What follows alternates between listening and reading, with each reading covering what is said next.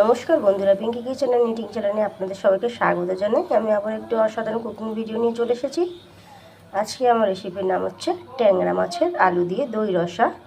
তার জন্য কী কী নিয়েছি আপনাদের সাথে আমি শেয়ার করে নেব। প্রথমে নিয়েছি ট্যাংরা মাছ, নুন হলুদ মাখিয়ে রেখে দিয়েছি। একখানা মাঝারি সাইজের আলু নিয়েছি, সরু সরু করে কেটে নিয়েছি। আর নিয়েছি দই প্রায় 1.5 চামচ। নিয়েছি টমেটো, কাঁচা লঙ্কা, ধনেপাতা আর আদা রসুন। আপনারা দেখতে থাকুন। কড়াইতে তেলটা দিয়ে দিয়েছি। তেলটা গরম হলেই আমি মাছগুলো ছেড়ে দেব।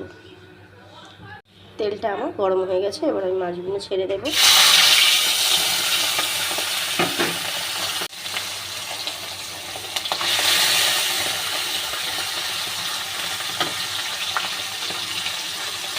একদম কড়া করে ভেজে নেব। এবার আমি উল্টে নেব।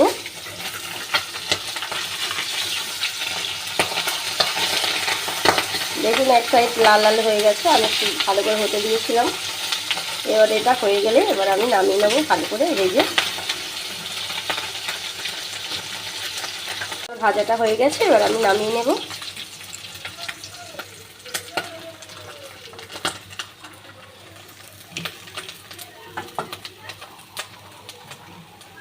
এই তেলেই আমি এবার আলুটা দিয়ে দেব।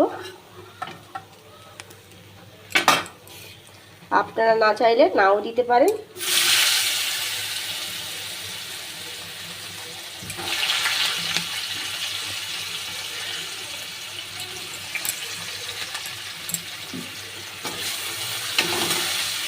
দিয়ে আমি ভালো করে ভেজে নেব।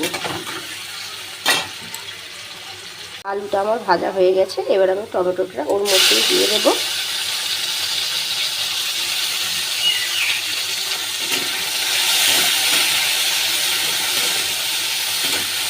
এবার আমি এটা ভাজতে ভাজতে টমেটোটা গলে যাবে। হালকা একটু নুন ব্যবহার করব। নুনটা দিলে টমেটোটা একটু তাড়াতাড়ি মজে যাবে।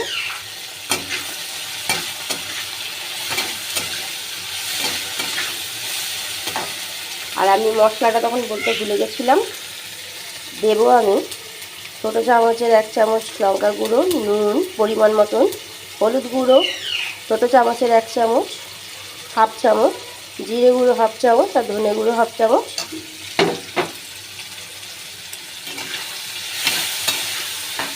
এখানে আমার হয়ে গেছে।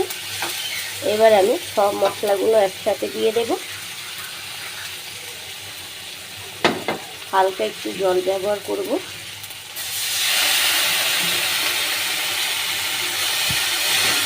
একটু কষে নেব।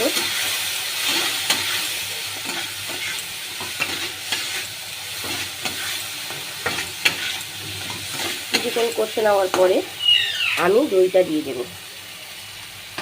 দইটা দিয়ে জলটা দেবো না, কারণ দই থেকে তেলটা বেরোবে। ভালো করে আমি কষে নেব। আদা রসুন, ধনেপাতা আর কাঁচা লঙ্কাটা একসাথে দিয়ে দেবো। দিয়ে একটু কিছুক্ষণ কষে নেব। দইয়ের অলরেডি তেলটা বেরিয়ে গেছে। এবার আমি কিছুক্ষণ কষার পরে জলটা দিয়ে দেব।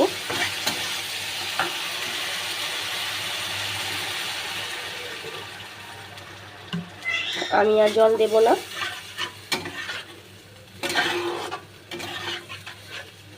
এবার ফুটে গেলে আমি মাছটা দিয়ে দেব।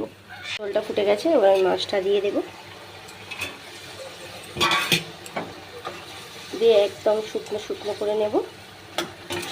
হালকা একটু নেড়ে দিলাম।